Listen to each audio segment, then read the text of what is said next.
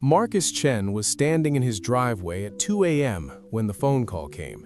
His business partner's voice was shaking. The account's empty. All of it. Gone. Marcus didn't move, didn't breathe, just stood there in his bathrobe, watching his neighbor's sprinkler rotate in slow circles under the streetlight.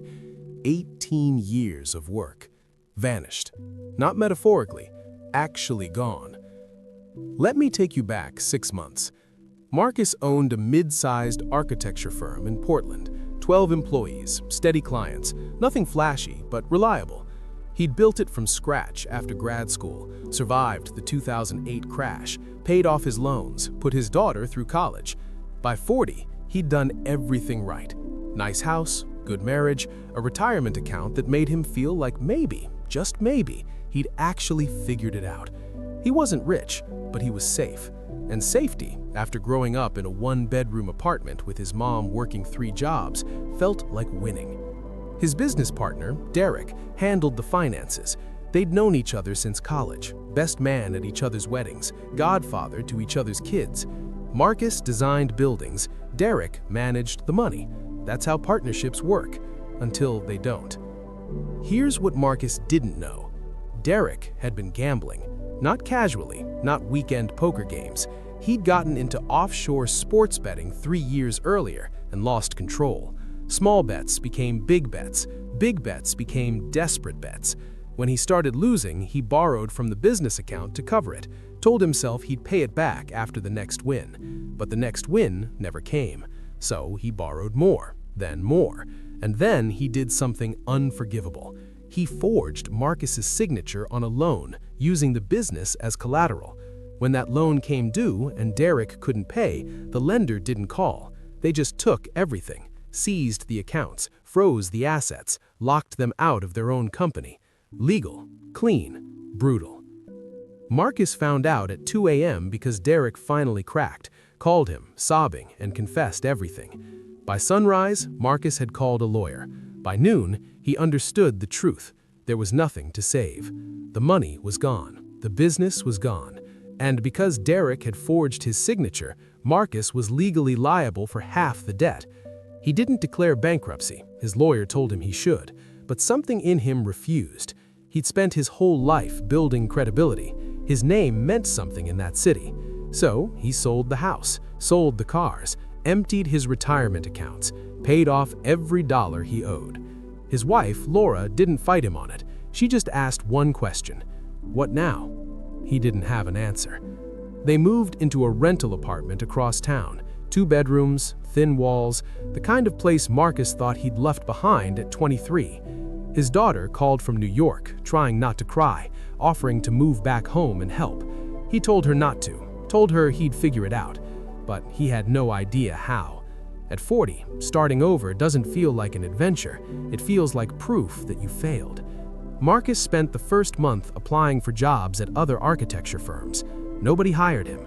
Not because he wasn't qualified, because everybody in the industry knew what happened. They'd heard about Derek, about the scandal, about the debt. And even though Marcus hadn't done anything wrong, his name was attached to it.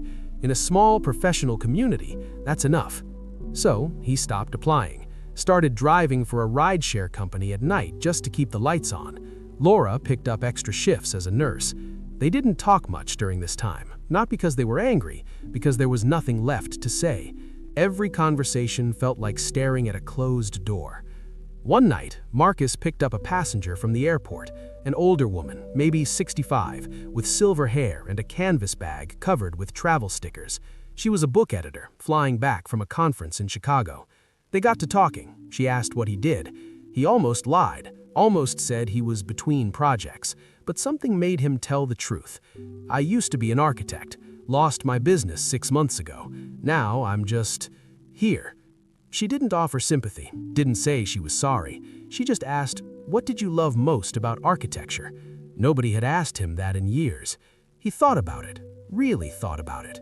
The beginning, he finally said, when clients would describe what they wanted, and I'd sketch it right there. Just rough lines, nothing fancy, but you could see their eyes light up when the idea became visible. She nodded. Sounds like you missed the translation part, turning the invisible into something people can see. He'd never thought about it that way, but she was right. That conversation stuck with him. For weeks, he couldn't shake it. He started sketching again. Not buildings, just random things. Coffee cups, street corners, his daughter's face from memory. And then one afternoon, Laura came home and found him at the kitchen table, surrounded by drawings. "What is this?" she asked. "I don't know yet," he said. But he did know. He just wasn't ready to say it out loud. Here's the thing nobody tells you about rock bottom. It's clarifying. When you lose everything you built, you stop asking what you're supposed to do. You start asking what you actually want. Marcus realized he'd spent 18 years designing buildings he didn't care about for clients who treated architecture like a transaction. Big budgets, tight deadlines, sterile offices, cookie-cutter projects. He'd been good at it, but he'd never loved it. What he loved was helping people see possibilities. So he made a decision that everyone thought was insane. He started a hand-drawn architectural consultation service for people who couldn't afford traditional architects. Young couples buying their first house, small business owners opening cafes, families wanting to remodel but too intimidated to hire a firm. He'd meet them at coffee shops, listen to what they wanted, and sketch it out on the spot. Floor plans, elevations, rough 3D concepts. Not final blueprints, not construction-ready drawings, just the vision, the idea made visible. He charged $200 per session. Most architects would have laughed at that. It was nothing. But Marcus wasn't trying to get rich. He was trying to remember why he started in the first place. The first 3 months, he had 6 clients, all referrals from Laura's co-workers. He'd meet them, sketch for 2 hours, and send them home with drawings they could take to a contractor. Some of them cried when they saw their ideas on paper. One guy, a veteran opening a wood shop, told Marcus, "I've been carrying this picture in my head for 5 years. Now it's real." That moment, that's when Marcus knew he was onto something. Not a business, not yet, but something true. Then, 8 months in, something happened. A high-end developer reached out to Marcus, offered him $150,000 to do a single luxury project, full design, big budget, the kind of job that would have been a dream 2 years ago. Laura asked him if he was going to take it. He thought about it for a week. The money would have changed everything, paid off the last of the debt, let them buy a house again. But something felt wrong. He realized this wasn't his dream. It was his old life trying to pull him back. So he turned it down. The developer was confused, called him ungrateful. Laura asked him if he was sure. He said, "I spent 18 years chasing safety. It disappeared in one night.